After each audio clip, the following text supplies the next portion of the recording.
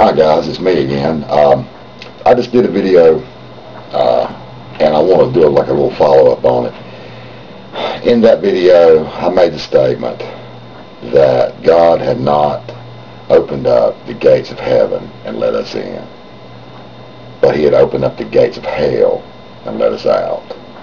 And for anxiety sufferers, that is the truest statement that could ever be made. I mean, it just nails it on the head, because whether you realize it or not, at the moment you are living in hell, and sometimes you can't even see that until you're out. Another saying that I have is it's a hell that Dante only wished he could imagine. For those of you who don't know, Dante wrote Dante's Inferno. But the point I made in that video is that when we are let out of the gates of hell, but we're only set right in front of the doorstep, just right in front. We're not thrown out. We're just set right out in front of the doorstep, and then from there we have work to do. I am combating my anxiety with different things, but I want to cover some of that. And addiction as well. We have work to do. The anxiety life, the addiction life, the anxiety life coupled with the addiction, it breeds chaos. Total, absolute, utter chaos. There's no way to think. There's no way to function. There's no way to do anything other than constantly worry about keeping your mind clear, keeping your head straight, and not losing it. I mean, that's pretty much it. And if you guys are out there, there's some of you guys are out there know exactly what I mean. But it's chaos, total chaos. Now the opposite of chaos is order. And that is where we need to go. Our old ideas won't work anymore because they're no longer appropriate to our situation. They're no longer appropriate to our mindset. I read an article recently that interviewed a group of people who lived to be 100 plus, and they asked they find out if there were any common threads that ran through all their lives. And one of the common threads was, don't ever stop working. Another common thread was they all had a schedule, a routine. Get up at the same time, go to bed at the same time, eat at the same time, shit at the same time. And I know that sounds mundane, but it is mundane.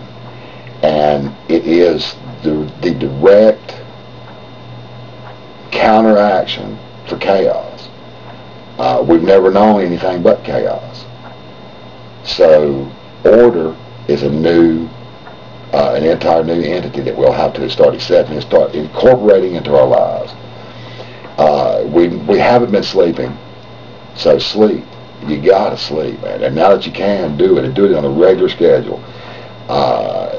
Another thing, that you go to bed at the same time, wake up at the same time, and get up early in the morning, up when the birds are chirping and the sun is shining, and enjoy the entire day. Eat. That is another thing. Now for me, that has been a big thing, because when I'm drinking, I don't eat, because if I eat, it takes my buzz away and the anxiety comes back. So I don't eat. So I don't eat and don't sleep. Well, there you go. There's a bunch of the problem in and of itself. I mean, people just can't live like that. So go to bed at a decent hour, go to sleep all night, get up the next morning, eat breakfast. I have found that on several occasions when I've been experiencing anxiety where I could feel it begin to come on, I would do a mental check. Now, what has changed? What is different? My situation different? I moved to a different spot. Is there somebody around that I don't want to be around? Well, and it struck me one day, well, I'm hungry. Maybe I'll eat. Now, I know that sounds, for an average person, eating when you're hungry is just a natural reaction. You don't think about it. But for us, it's not always the case. We have to think about eating, because we've done without it for so long. And when I found I was hungry and ate, it has calmed the anxiety. But regular sleeping schedule, regular eating schedule, and another thing that will do is it will drive some of the people out of your life just by association. If their life is still in chaos, they're going to be expected to call you at 3 o'clock in the morning and you be up. If you're asleep or you don't answer the phone, then that person gets put out of your life if they've still got chaos. And that's another thing too. You got to get the people out of your life that are causing you grief. And I have seen in rehab so many people talk about their brother or their sister or their mother or their father, and just all this conflict and grief that they're experiencing from this person. And to me, I've got an easy solution for that. You can get out of my life. You shut them out. People say, well, he's my brother. I have seen so many people take so much crap in the name of family, stuff that they would not take off of a stranger or a friend or an associate. They wouldn't take a tenth of that stuff. But they'll take it because, well, he's my uncle. Well, he's my brother. Well, so what? Jesus said, if you're either with me or against me. And I'm on that, guys. That is the way it is. I am going to get better. I am going to. And I've only got two types of people in my life. People who are helping me with that, or people who are not.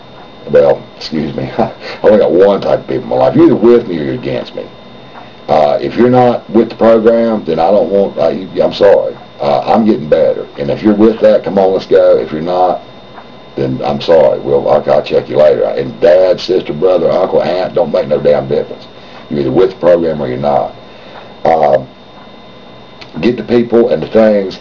Now, you can't get rid of everything, but learn the things that cause you anxiety, the situations that you're in, and eliminate them. Don't avoid the situation. Eliminate. Eliminate the things that do not help. Get a routine in your life. Routine. A mundane, daily routine. I know that sounds boring, but boring is what you want. Chaos is what you had. Boring is the exact opposite. You focus on boring and you'll end up somewhere in the middle. Let's see. There are other things on this, but I think that will probably cover it for this video. You change chaos. Like I say, you got total chaos to total boredom. You'll not achieve total boredom, but you'll sit somewhere in the middle. You'll hit with something that you can live with. There again, I never know how to end these things, but so that's the end of this one. And as always, guys, keep the faith, hang in. It gets better. It does. Have a great day.